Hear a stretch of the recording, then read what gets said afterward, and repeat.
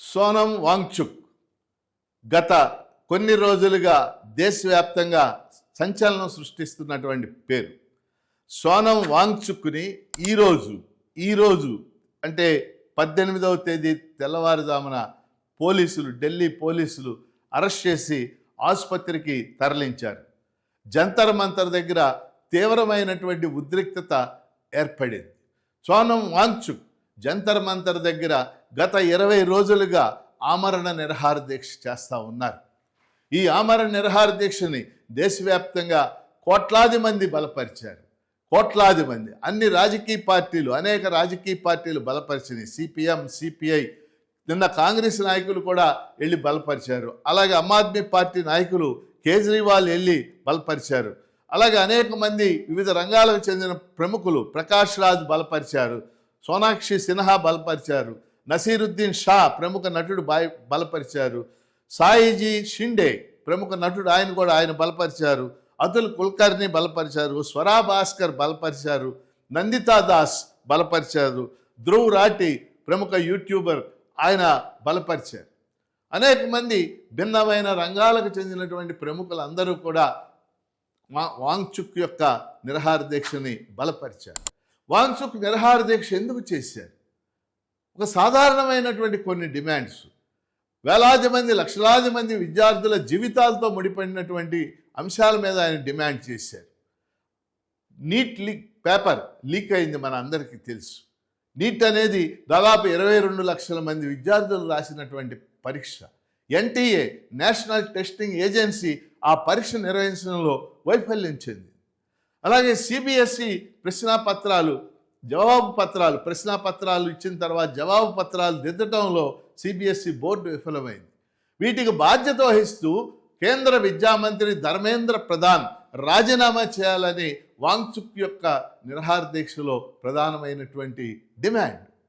Cockroach Janata party ఆధ్వర్యంలో జంతర్ మంతర్ దగ్గర జరుగుతున్నటువంటి ఆందోళనలో వాంగ్చుక్ ఈ ఆమరణ నిరాహార దీక్ష చేపట్టారు. మనం వాంగ్చుక్ యొక్క చరిత్రను గనక మనం పరిశీలించినట్లయితే సోనం వాంగ్చుక్ గొప్ప విద్యావేత్త, గొప్ప పర్యావరణవేత్త, ఒక ఉన్నత విద్య చదువుకున్నటువంటి వ్యక్తి, లడక్ ప్రజల హక్కుల కోసం పోరాడినటువంటి వ్యక్తి, అట్లాగే రామన్ మ్యాగ్సెసే అవార్డు పొందినటువంటి వ్యక్తి, గొప్ప వ్యక్తి.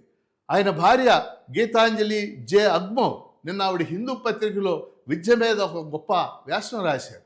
ఆవిడ కూడా ప్రజల యొక్క హక్కుల కోసం, లడక్ ప్రజల యొక్క హక్కుల కోసం పోరాడుతున్నటువంటి గీతాంజలి గారు కూడా చాలా గొప్ప వ్యక్తి. ఇటువంటి వ్యక్తి ఈ ఆమరణ నిరాహార దీక్ష చేశారు. ఇలాంటి ప్రజాస్వామ్యం అని మనం చెప్పుకుంటున్నటువంటి దేశంలో ఆమరణ నిరాహార దీక్ష చేస్తున్నప్పుడు ముఖ్యంగా కేంద్ర ప్రభుత్వకి ఆయన ధర్మేంద్ర ప్రధాన్ కేంద్ర ప్రభుత్వంలో ఒక మంత్రి, ఆయన తొలగించండి, విద్యా వ్యవస్థను కాపాడండి అనేది ఆమరణ నిరాహార దీక్ష యొక్క ముఖ్య లక్ష్యం. మరి కేంద్ర ప్రభుత్వం స్పందించాలి కదా, కేంద్ర ప్రభుత్వం కనీసం ప్రతినిధులను పంపించాలి కదా. కానీ 20 రోజులుగా ఆమరణ నిరాహార దీక్ష చేసి సోనం వాంగ్చుక్ చావు బతుకుల్లోకి వెళ్ళినప్పటికీ కనీసం ప్రతినిధులను పంపకపోవటం, కనీసం సంప్రదింపులు చేయకపోవటం ఏమి ప్రజాస్వామ్య సూత్రం కేంద్ర ప్రభుత్వం అనుసరిస్తుంది? ఈ విషయంలో మోడీ ప్రభుత్వం దారుణంగా వ్యవహరించింది అనేది దేశంలో కోట్లాది మంది ప్రజల యొక్క అభిప్రాయం. గతంలో మనం చూసాం, గతంలో 1984లో వాంగ్చుక్ యొక్క తండ్రి ఆయన పేరు వాంగ్యాల్.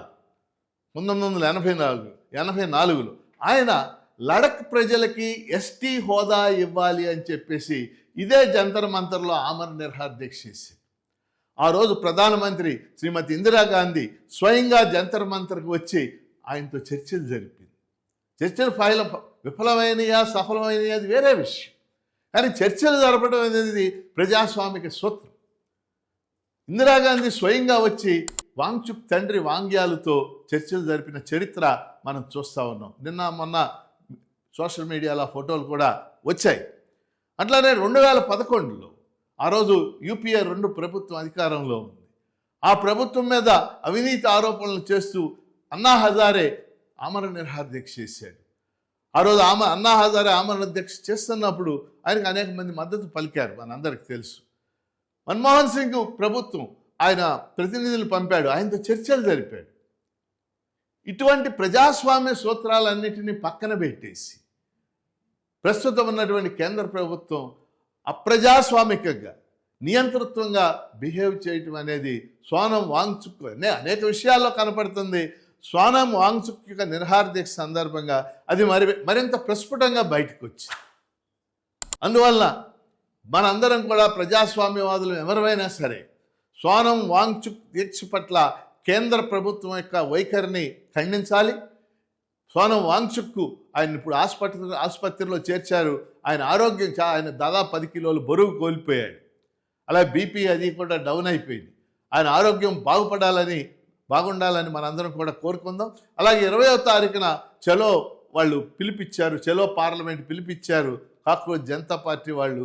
అది కూడా విజయవంతం కావాలని చెప్పేసి కోరుకుంటూ, ఖచ్చితంగా అనేక రకాలైనటువంటి భిన్నాభిప్రాయాలు ఉంటాయి ప్రజాస్వామ్యంలో. భిన్నాభిప్రాయాలు ఉండటమే ప్రజాస్వామ్యం.